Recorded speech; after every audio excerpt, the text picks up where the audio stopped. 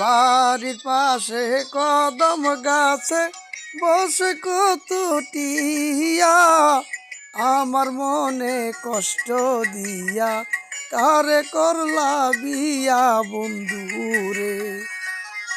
বাড়ির পাশে কদম গাছে বসে কত টিয়া, আমার মনে কষ্ট দিয়া কারে করলা বিয়া বন্ধুরে।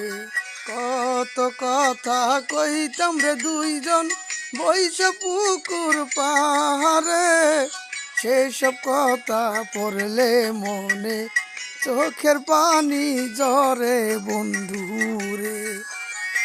কত কথা কইতাম রে দুইজন বইসা পুকুর পারে, সেসব কথা পড়লে মনে চোখের পানি ঝরে।